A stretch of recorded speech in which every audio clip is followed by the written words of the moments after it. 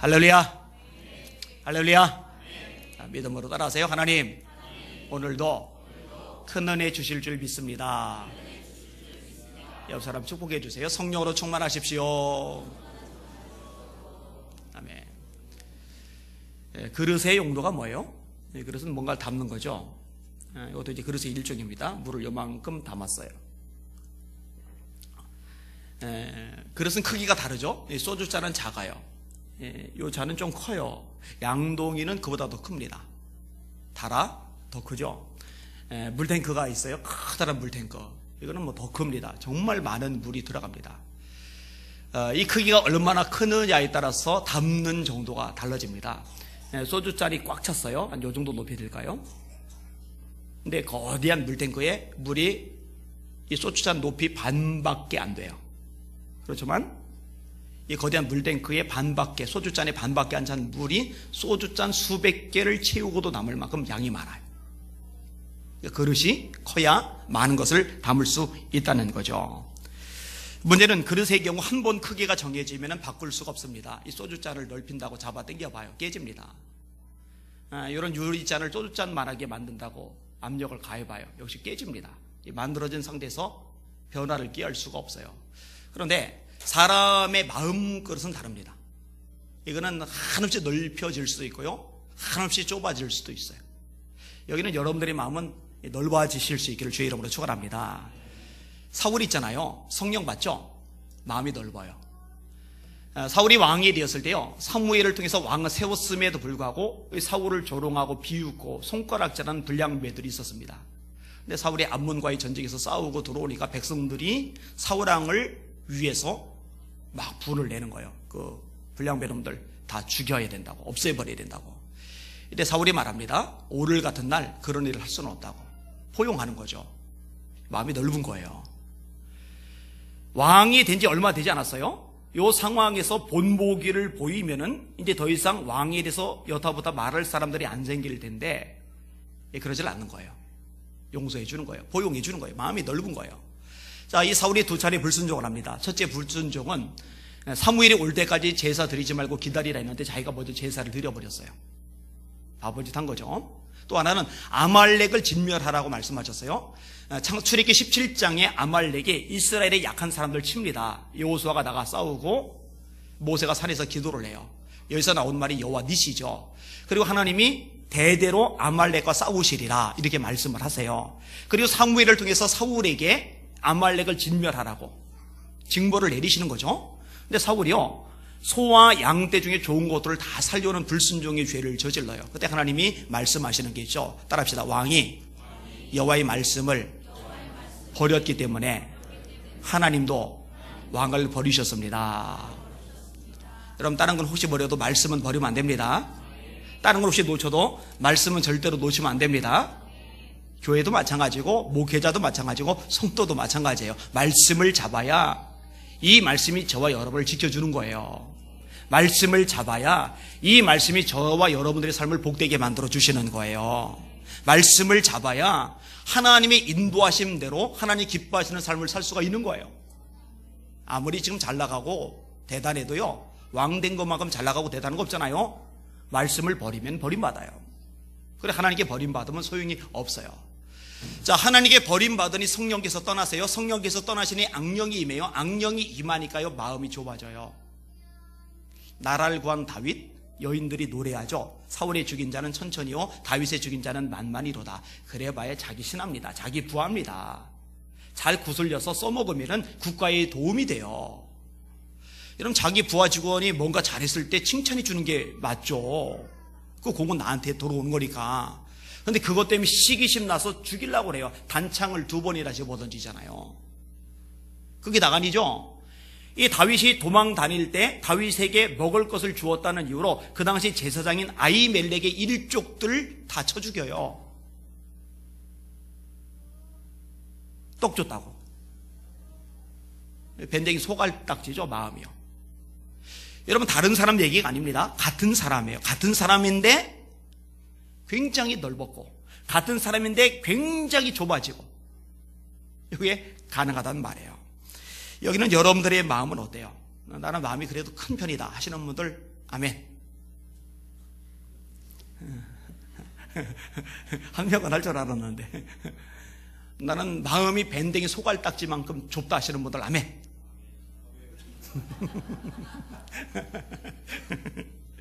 좋아요. 그러면 작았는데 좀 커지고 있다 하시는 분들 아멘. 이건 좀 나왔어요. 그래도 원래는 컸는데 점점 작아지고 있다 하시는 분들 아멘. 다행이네요. 없네요. 여러분들의 마음이 점점 커지기를 주님의 이름으로 축원합니다. 오늘 설교 제목입니다. 따라합시다. 성도라면 마음 그릇을 넓히라. 한 번 더. 성도라면 마음 그릇을 넓히라. 그렇게 되시기를 주님의 이름으로 축원합니다.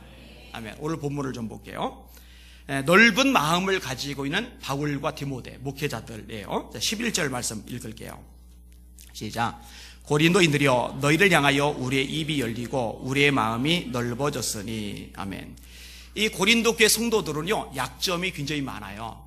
이 고린도서 1장에 이렇게 기록을 합니다. 제가 읽어드릴게요. 형제들아, 내가 우리 주 예수 그리스도의 이름으로 너희를 구원하노니 모두가 같은 말을 하고 너희 가운데 분쟁이 없이 같은 마음과 같은 뜻으로 온전히 합하라. 네, 형제들아, 근로의 집 편에서 너희에 대한 말이 내게 들리니 곧 너희 가운데 분쟁이 있다는 것이라. 교인들끼리 싸움박질이 벌어진 거예요. 네 배로 갈렸어요. 나는 바울파야, 나는 아볼로파야, 나는 베드로파야. 웃기지만 나는 그리스도파야. 이렇게 네 파로 갈려서 싸움박질을 벌이고 있는 거예요. 바울은 이런 상태를 영적 어린아이 상태라고 이야기를 합니다. 우리 진단을 한 거예요.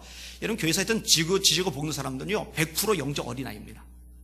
성숙한 사람은 용서하죠, 이해하죠, 포용하죠. 거기에다가 아니에요. 이 고린도 교회 성도들의 형편과 처지가 좋지 않아요. 바울이 이렇게 이야기합니다. 형제들아, 너희를 부르심을 보라. 육체를 따라 문벌 좋은 자가 많지 아니하며 능한 자가 많지 아니하며 지혜로운 자가 많지 아니하며 능한 자가 많지 아니하며 문벌 좋은 자가 많지 아니하도다. 공부 많이 한 사람이 없어요. 성도를 지적 수준이 높지를 않아요. 문벌 좋은 자, 다시 말해 집안이 괜찮은 사람이 하나도 없어요. 뭐 옛날이나 지금이나 우리나라나 외국이나 집안 좋으면은 그게 플러스가 돼요. 어쩔 수 없어요. 사람 사는 사회에서는. 근데 고린도 교회 성도들에게는 집안 좋은 사람들이 없어요. 능한 자도 없어요.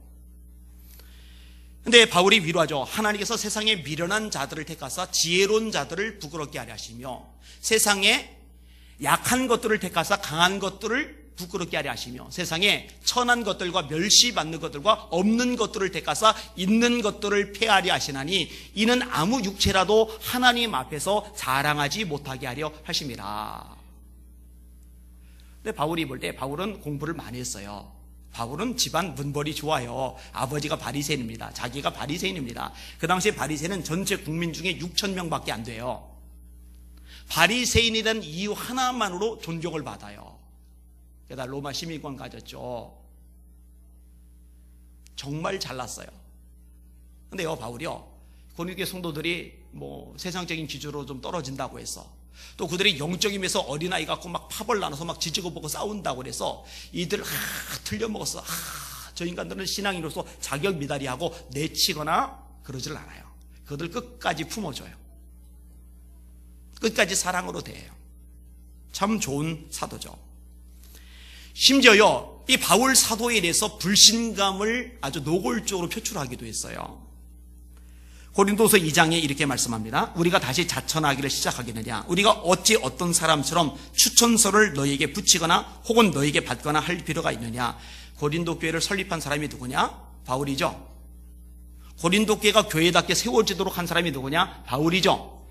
그런데요, 이 고린도 교인들이 수군수군 되는 거예요. 뭔 얘기냐면은 바울 저기 자기 자랑 엄청 심한 인간이야. 그 얘기하는 거예요. 자천이란 말.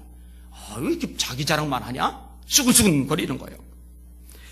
여러분, 오늘날 우리로서는 도저히 납득할 수 없는 일입니다. 어떻게 바울 사도를 향해서 그런 말을 할 수가 있어요? 그런데 그런 짓을 해요. 그럼에도 불구하고 바울이 그들을 품어요. 사랑해요. 진짜 하나님의 종이죠. 우리의 마음이 넓었으니 진짜 하나님의 종이죠.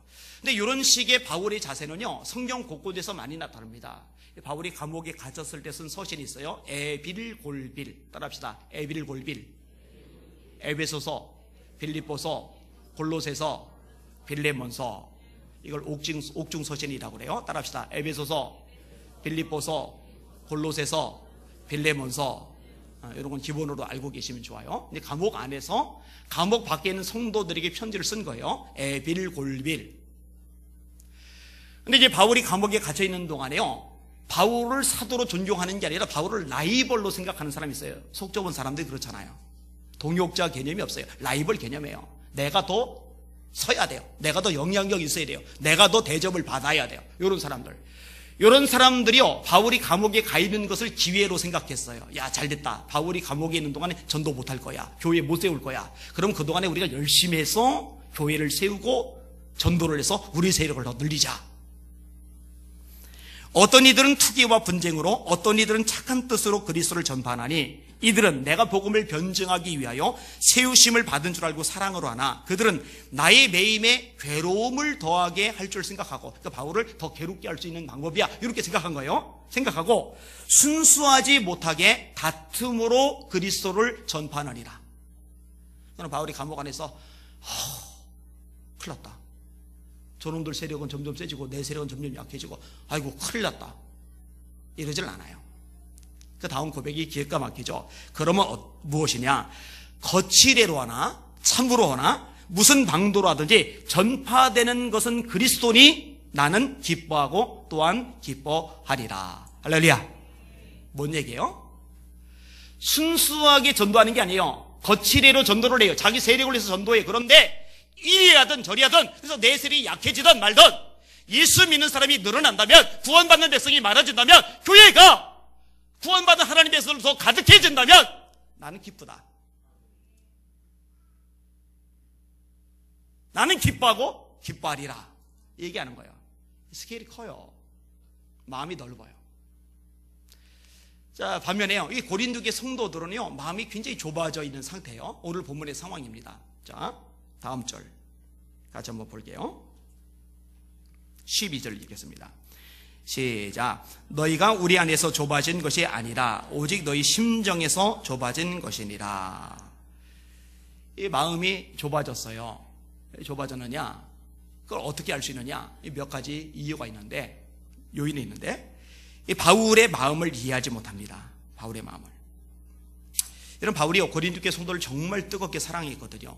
고린도후서 12장 14절 제가 읽어드릴게요. 보라, 내가 이제 세 번째 너희에게 가기를 준비하였으나 너희에게 폐해를 끼치지 아니하리라.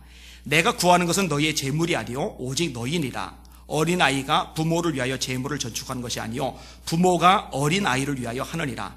내가 너희 영혼을 위하여 크게 기뻐함으로 재물을 사용하고 또 내 자신까지도 내어주리니, 내가 너희를 위해서 내 재물을 기꺼이 쓰고 또 내 자신까지 내어줄 거다.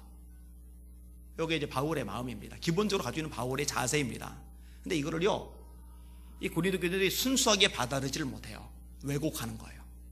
무슨 꿍꿍이가 있는 거 봐, 이러는 거예요. 그래서 고린도후서의 내용을 읽어보면요, 바울의 가슴앓이를 굉장히 많이 느끼게 돼요. 되게 속상해요. 여러분, 고린도 교회를 향해서만이 아닙니다. 빌립보서에서 이렇게 기록을 하고 있어요. 데살로니가전서에서 이렇게 기록을 하고 있어요. 우리는 그리스도의 사도로서 마땅히 권위를 주장할 수 있으나 도리어 너희 가운데서 유순한 자가 되어 유모가 자기 자녀를 기름과 같이 하였으니 우리가 이같이 너희를 사모하여 하나님의 복음뿐 아니라 우리의 목숨까지도 너희에게 주기를 기뻐함은 너희가 우리의 사랑하는 자 됩니다. 얼마나 사랑하느냐? 목숨까지도 줄 수 있다는 거예요. 이게 이제 바울의 마음이에요. 근데 이 바울의 마음을 왜곡하는 거예요. 여러분 가만히 보세요.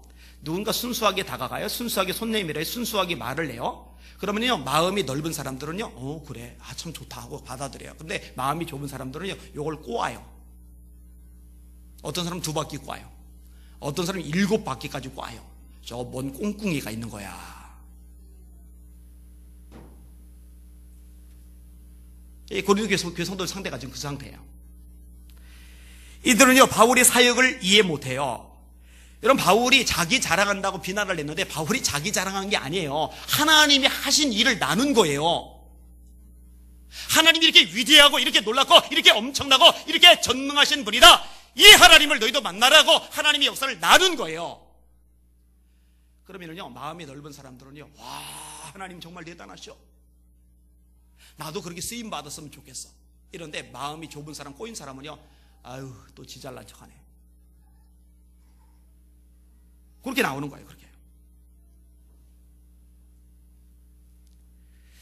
여러분, 사실 사람을 이해하고 있는 그대로 받아들여 주는 거 쉽지 않아요.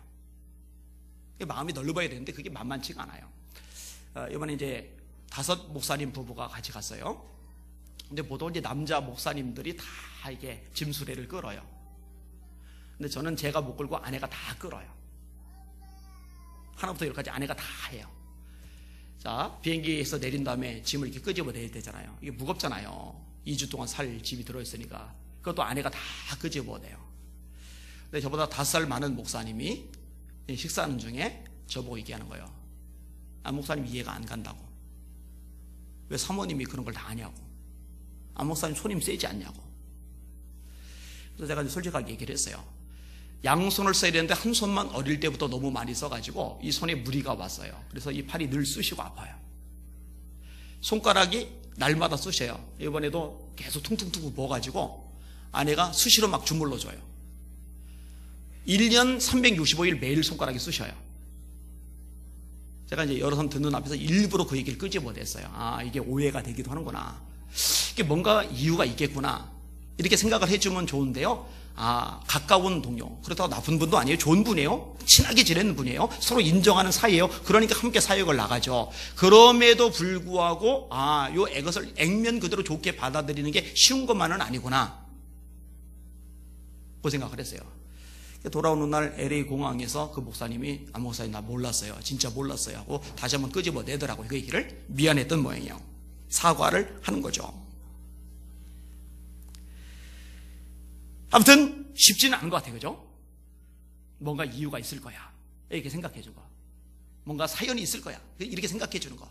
이게 잘 안 돼요. 자, 다시 원점으로 돌아서, 왜 고린도 교회 성도들이 바울이 설립자인데, 바울 때문에 믿음이 자랐는데, 바울 때문에 교회가 성장하고 틀을 잡았는데 왜 그런 바울을 향해서도 속 좁은 마음을 가지게 되었을까? 이유가 뭔지 아세요? 이 교회에 들어와서 수군거린 사람들 때문에 그래요. 그들을 이제 거짓 교사라고 이야기를 합니다. 바울의 사도권에 대해서 이의를 제기하는 거예요. 바울 예수님 따라다니는 12제자 중에 한 명이 아니잖아. 진짜 그러네. 넘어가는 거예요. 넘어가는 거예요. 바울 저 지 잘난 척하는 거야. 그러네. 넘어가는 거예요. 넘어가.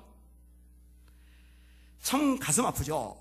고린도 교회 성도들에게 부족한 게 뭐예요? 분별력이 부족한 거예요. 분별력이. 자, 이스라엘 백성들이 출애굽을 했어요. 엄청난 역사가 일어났잖아요. 애굽에 10가지 재앙이 내렸고 바로 왕이 손들었고 홍해를 갈랐고. 아, 대단해, 대단해.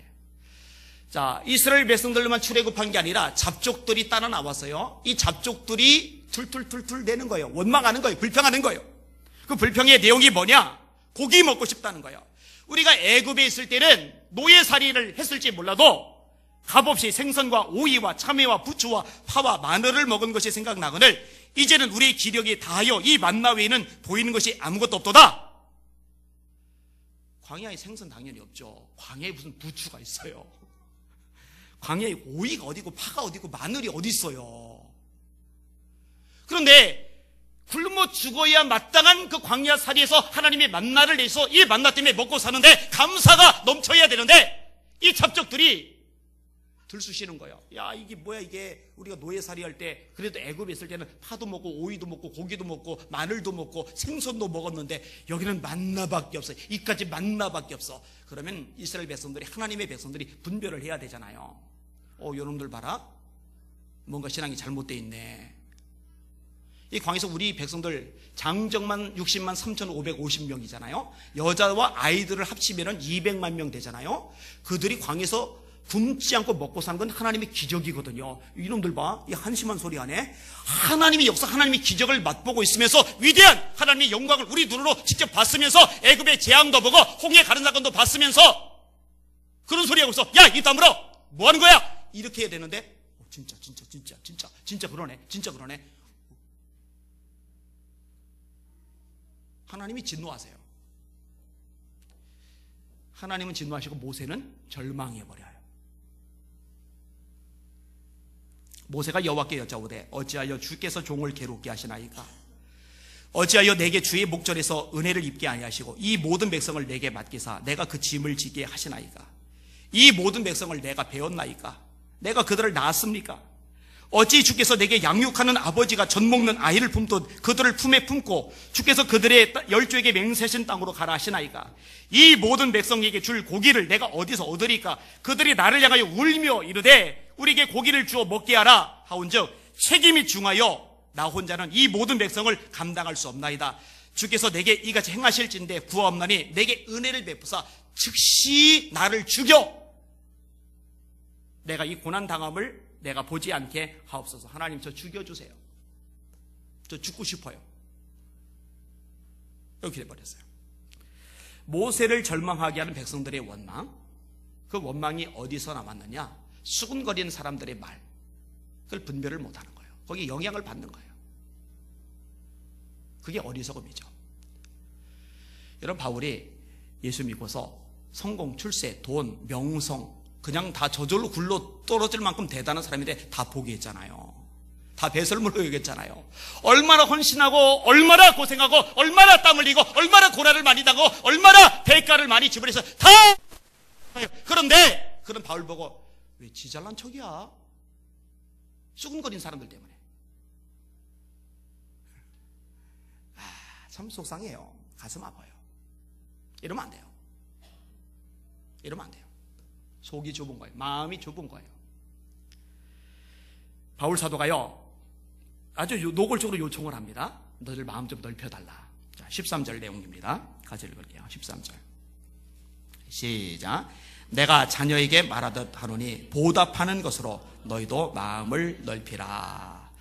아까도 말했듯이요, 이 그릇은 한번 정해지면 넓히거나 좁히거나 할 수가 없는데 사람 마음은요 넓어질 수도 있고 좁아질 수도 있어요. 바울이 간청하는 거예요. 너희들 말이야, 내가 너를 위해서 이렇게 넓은 마음으로 대하잖아. 보답하는 양으로, 보답하는 것으로 너희도 마음을 좀 넓혀줘. 너희도 좀 마음을 넓혀줘. 여러분, 좁아진 상태로는요 서로가 힘들어요. 물론 바울은 고린도 교회에만 머물지 않습니다. 고린도 교회를 세웠지만, 고린도 교회를 든든하게 만들었지만 바울은 그 교회가 아니라 다른 교회도 세워야 되고 다른 교회도 책임져야 되고 또 새로운 곳에 교회를 세워야 되고 계속 또 돌아다녔어요.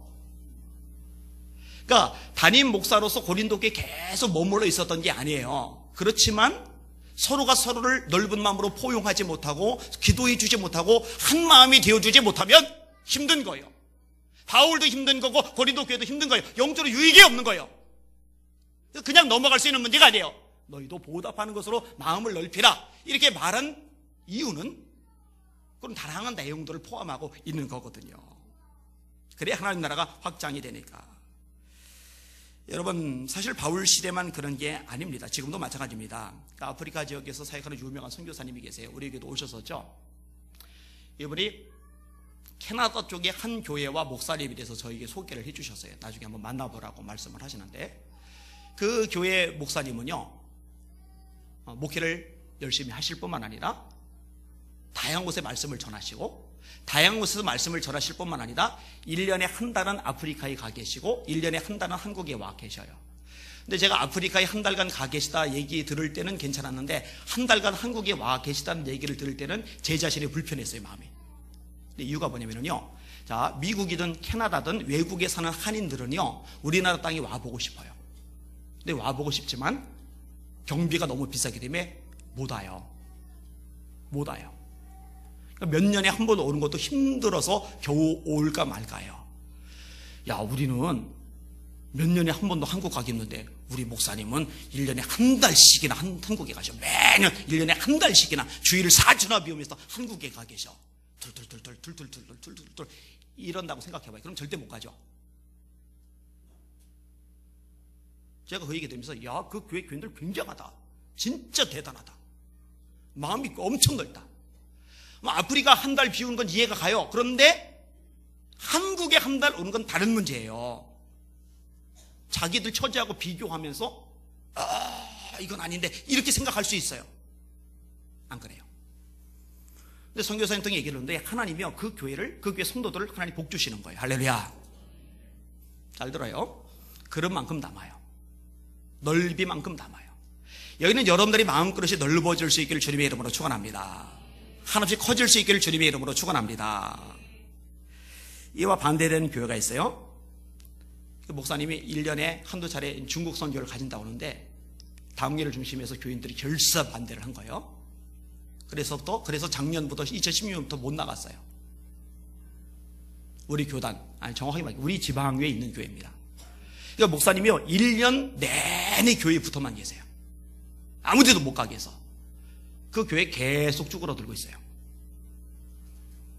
여러분, 담임 목사가 1년 내내 붙어 있으면 교회가 성장합니까? 아니거든요. 춘천 소양교회 이원호 목사님 집회를 많이 나가시던 분이죠. 이 교단 부총회장 후보셨어요. 제가 대전 쪽 집회를 갔는데 아침에 계룡 스파호텔에서 새벽 기도 가려고 차 몰고 나오는데 안 목사 그래요. 그래서 빨리 누가 여기서 날 부르나 싶어서 보니까 이원호 목사님이에요. 그분도 같은 숙소에 머무셨던 거예요. 그래서 그날 같이 식사하고 또 한 번은 그 삼성교회 부임한 이승현 목사님하고 또 이제 같이 식사를 하고 교제를 나눴어요. 그리고 이제 서울 올라온 다음에 저랑 이제 메시지 계속 주고받았어요. 그분이 이제 부흥사로 초교파조로 장로교, 감리교, 순복음까지 다니는 분, 우리 교단에서 우리 교단을 해서 타 교단까지 나가는 분은요 전체 5명 안으로 꼽아요. 제가 그 중에 들어갑니다.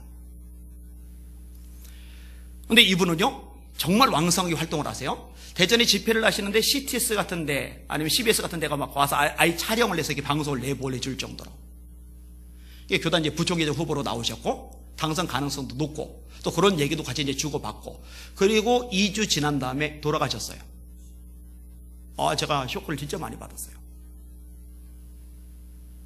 과로죠, 과로. 운전을 하셔서 장례식장 가시다가 교통사고 당하셔서 돌아가셨어요. 그래서 충격을 제가 받아가지고 막 멍하고 있는 사이에 후임자가 이제 그 교회로 갔어요. 제 친구가 갔어요. 친구가 춘천에 꽤 규모가 있는 교회인데 친구가 담임 목사로 갔어요. 근데 그 후에 제가 들은 얘기예요. 담임 목사를 선택하는데 4가지 조건을 걸었어요. 이 조건을 왜 거는지 는 모르겠어요. 이유를. 그 조건 중에 하나가 뭔지 아세요? 교회에만 붙어 있어라. 아무 데도 나가지 말라. 제가 그 일 듣고 열이 확 났어요. 머리끝까지. 30대 그 교회 담임으로 가셔서 평생 그 교회에서 사역하시고 또 전 지역 다니면서 전 교단 다니면서 교회를 살리시는 역할을 하신 담임 목사님이 돌아가셨는데 자기들에게 말씀해 주는 그 담임 목사님의 삶 전체를 부인하는 행동을 그 교회 당회가 결정을 내린 거예요. 이건 아니다. 어떻게 대놓고 그걸 4가지 조건으로 답니까? 그런데 전임자에 대해서 못마땅했었는데 그냥 가만히 몸살인 것 뿐이다. 그 얘기밖에 안 되는 거예요. 그러면 안 돼요. 이번에 쿠바 목회자 세미나에 다녀왔죠. 2주간 다녔습니다. 이 비용이 굉장히 많이 들어요. 또 빚을 많이 지게 생겼어요. 그래서 제가 딱 2번째 광고를 했는데 제가 이번에 너무너무 감사를 했어요. 주일까지 비우고 어딜 가? 빚 더 져라. 이런 교인들이 한 명도 없어요.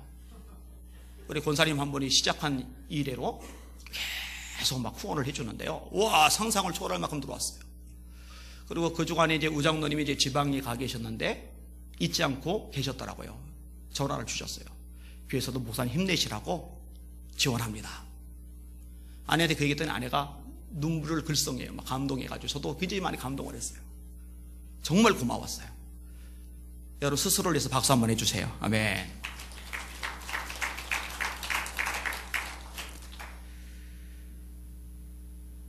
그래서 제가 오늘 점심에 고기를 쏘는 거니까 많이 드시길 바랍니다. 맛있게 드시길 바랍니다. 근데 정말 힘들어요. 정말 고마워요. 580만 원이 비용인데 540만 원이 들어왔으니까 말 다 했죠. 빚 하나도 안 졌어요. 몇십만 원 정도는 뭐 괜찮아요. 정말 감사하죠. 제가 도착해서 처음 머문 교회가 있는데 영상을 틀어주세요. 쿠바에 있는 교회들 중에 규모가 꽤 큰 교회입니다. 신학교도 운영이 돼요. 거기서 아침, 점심, 저녁 3끼를 다 먹으면서 머물렀어요.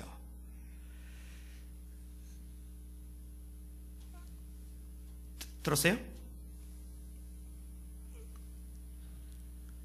화면. 이 목사님 부탁 안 했어요? 사진 얘기 안 했어요? 안 줬어요? USB? 예. 이렇게 되면 리듬이 깨지는데, 손해가 큰데. 딱 대기하고 있다고 해야지.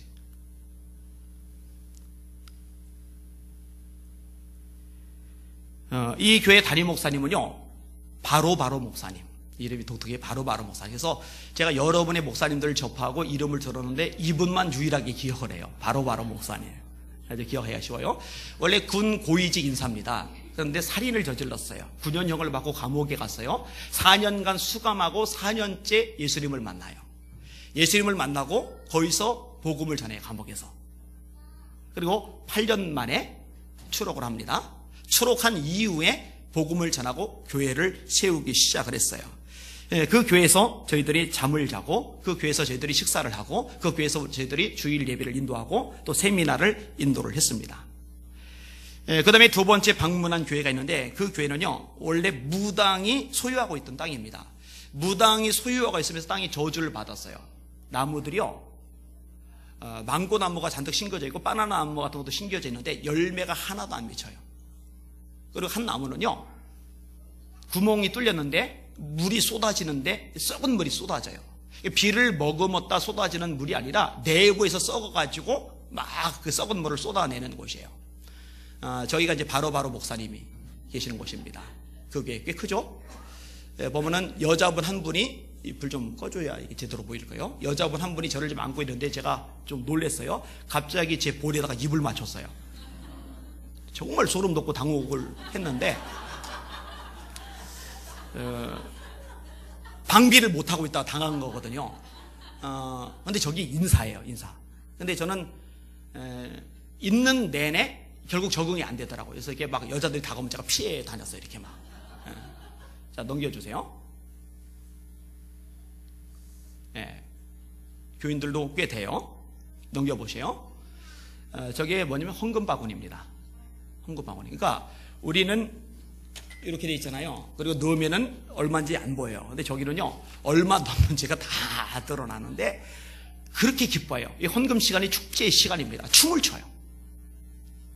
자, 그 다음에 저희들이 밥을 먹었던 식당인데 식당이 괜찮죠? 그 다음 다음 장 보세요. 찬양 인도하는 젊은이들도 꽤 있더라고요. 다음 장 보세요. 네, 여기도 어린애들이죠.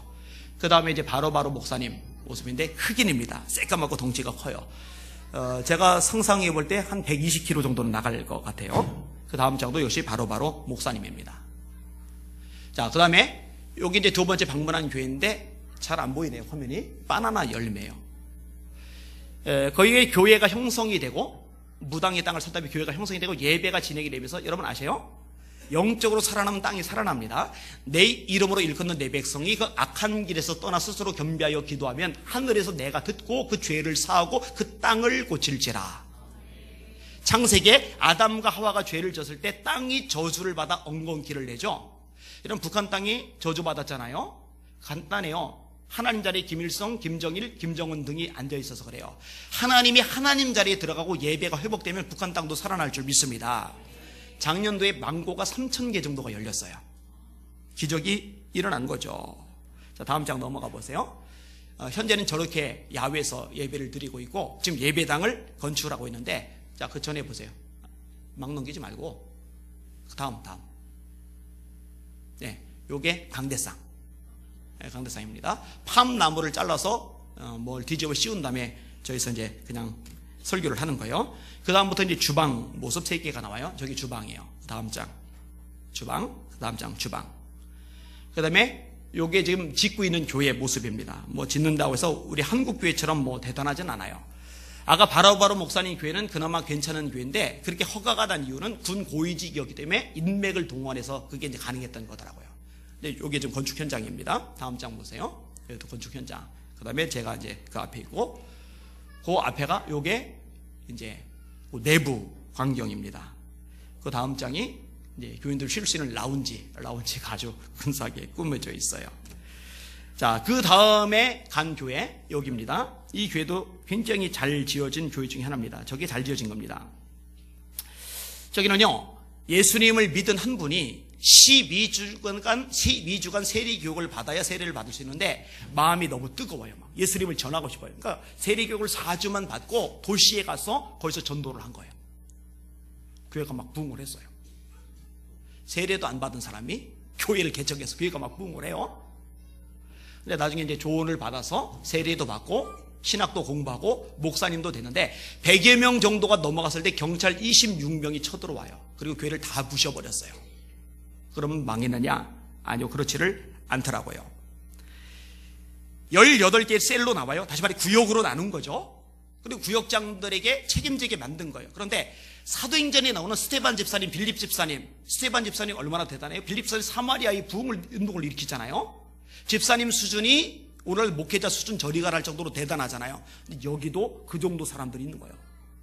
이 17개 셀로 나눠졌는데 구역장, 셀 리더 중심으로 교회가 운영이 됐는데요.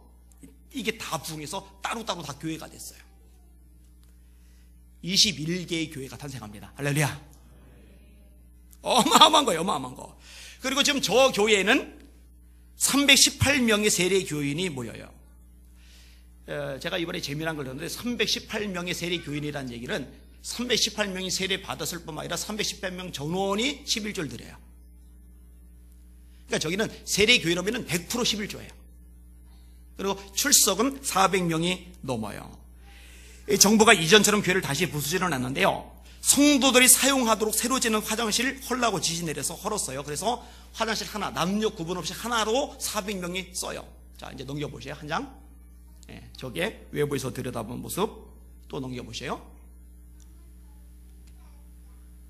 저기 내부 풍경. 그 다음에 넘겨보세요. 네, 저기 내부 풍경. 네, 넘겨보세요. 더. 네. 네. 저게 이제 화장실이에요. 화장실. 남자도 들어가고 여자도 들어가요. 딱 하나, 변기 하나 있어요. 그거를 400명이 쓰는 겁니다. 그 다음에 교회에서 보기 힘든 이상한 장면인데 돼지들이죠. 돼지들. 자, 그 다음 거. 저도 이제 돼지입니다. 제가 꼴 했더니 저를 째려보던 돼지인데 전으로 돌아가세요. 가난하거든요. 대다수의 사람들이 10불 10,000원 가지고 한 달을 살아요. 대다수의 국민들이 하루에 한 끼를 먹어요. 사회주의 국가죠. 피델, 제가 좀 헷갈렸어요. 뭐였죠? 카스트로, 피델 카스트로. 피델 카스트로가 공산혁명을 일으키고 나서 나라가 이제 점점 이제 몰락을 해간 거예요. 60여 년 전만 해도 우리나라보다 훨씬 좋더라고요. 건물들이 그대로 남아있어요. 그 위에 건축을 허가를 안 해서 새로운 건물들이 거의 없어요. 이제 최근에 경제혁명이 일어나면서 조금씩 달라지고 있는 상황입니다. 이제 먹고 살기 위해서 저렇게 이제 돼지들을 이제 키우는 거예요. 자, 한 군데만 더 소개할게요. 더 여러 군데를 다녔는데, 자, 넘겨보세요. 저기 이제 빈민가들입니다.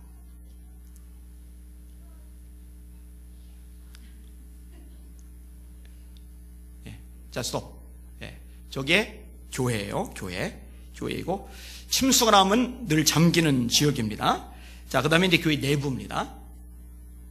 저희 교회 내부인데 저기서 150명이 모여서 예배를 드려요. 한증막이죠. 한증막. 자, 다음 장도 보세요. 네. 그 다음 장이 이제 스피커 사진. 우리 교회 스피커하고 비교를 해보셔요. 저기 스피커요. 예, 그 다음 장. 저게 이제 냉방시설. 선풍기입니다. 선풍기. 그 좁은 공간에 그 뜨거운 나라에서 150명이 꽉 차서 옴짝달싹도 못해요. 진짜 좁아요. 막 땀으로 쩌는 거죠. 근데 저기서 기쁨으로 예배를 드려요. 다음 장. 저거 잘 어울립니다. 그 다음에 이제 교회 게시판 2개가 나와요. 저렇게 이제 교회 광고를 알리고 거기에 담임 목사님. 다음 장. 네, 저기에 그 교회 담임 목사님입니다. 근데 제가 이 교회를 보면서 쇼크를 받았던 이유가 뭐냐면요. 진짜 극심하게 가난하잖아요. 그런데요, 세계 선교를 꿈꾸고 있어요. 그것을 위해서 움직여요. 교도소 선교를 해요. 징글맞게 가난하게 살면서 밑바닥 인생을 살면서 하루에 한 끼도 제대로 먹을까 말까 힘겹게 살면서 물난리 나면 물이 잠기면서 세계 선교를 꿈꾸고 있고 교도소 선교 등을 해요.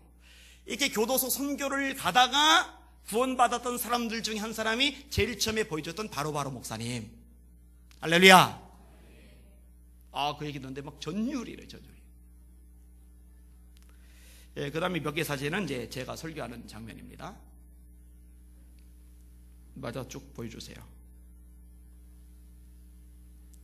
예, 그 정도까지만. 영상도 있는데 제가 영상까지는 마저 못 올렸어요. 아무튼 이 빈민가 교회도 이제 불 켜주세요. 이제 조금 형편이 나아지게 생겼어요. 그곳을 방문했던 한국 단기 선교팀에서 땅을 살 돈을 대줬어요. 그래서 그 땅을 토대로 해서 지금 건물을 짓는데 뭐 그렇다고 이런 호화로운 건물이 아닙니다. 진짜 허름한 벽돌 건물을 짓고 있는데 목사님이 얼마나 행복해하는지 몰라요.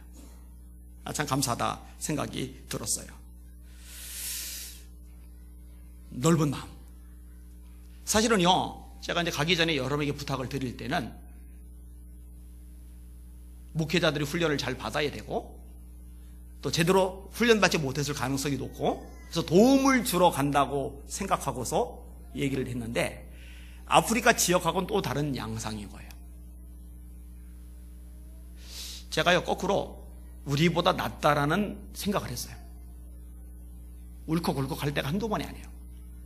야, 나는 너무 잘 먹고 잘 사는구나, 이 생각이 들었어요.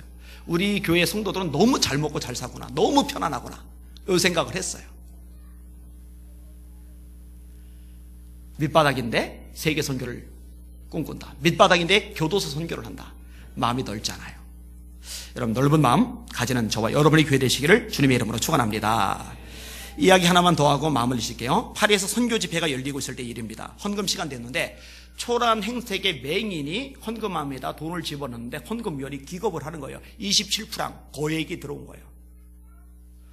너무너무 궁금한 거예요. 이거는 돈 많은 부자들도 쉽게 낼 수 없을 만큼의 큰 액수인데 이렇게 내니 궁금한 거예요. 그래서 예배가 집회가 끝나기를 기다렸다가 쪼로록 찾아가요. 그리고 질문을 던집니다. 어떻게 이렇게 많은 돈을 헌금했습니까? 맹인이 반문합니다. 왜요? 저라고 못할 게 있나요? 이거 무시하는 느낌 받는가 보다 해서 조심스럽잖아요. 그래서 예의를 갖춰서 겸손하게, 아니요, 제가 너무 궁금해서 그래요. 사유를 알고 싶어서 그래요. 그랬더니 그분이 대답을 합니다. 제 친구로부터 이 교회 1년 동합이 불을 켜는 비용이 27프랑이라고 들었습니다. 전기세 그런 거죠. 아시다시피 저는 맹인이라 등불을 켤 필요가 없습니다. 그래서 등불을 켤 때 쓰는 비용, 이 전기 이런 비용들을 제가 꾸준히 모았고, 저는 앞을 못 보지만 영적으로 앞을 못 보는 저보다 더 불쌍한 영혼들을 위해서 선교하는 데 쓰라고 제가 모았던 돈을 가지고 온 것입니다.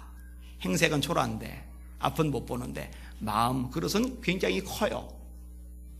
나도 가난한데, 앞을 못 보는데, 불편한데, 나 힘든데 내가 노후 위해서 노후 자금이나 써야지. 잘 먹고 잘 사는, 잘 보고 건강한 너희들이나 해야지. 이런 좁은 마음이 아니라 내가 앞을 못 보지만 앞을 못 보는 것보다 더 불쌍한 영적으로 눈이 어두워진 사람을 위해서 복음을 전하는데 내가 이 돈을 드리고 싶어서 가졌습니다. 제가 우리 사람 수준은 이분 옷에 의해 결정되는 게 아닌 것 같아요. 공부만 안 해도 진짜 밴댕이 소갈딱지같이 좁아 빠진 사람이 있어요. 자기 가족밖에 모르는 사람 천재입니다. 부유함으로 학력으로 결정되는 게 아닌 것 같아요. 사람의 수준은 마음에 의해서 결정되는 것 같아요. 저와 여러분의 마음이 주님 닮아서 점점 커지고 넓어질 수 있기를 주님의 이름으로 축원합니다. 오늘 설교 제목 따라합시다. 성도라면 마음그릇을 넓히라. 아멘. 기도하겠습니다. 합심하게 기도할 텐데요. 하나님,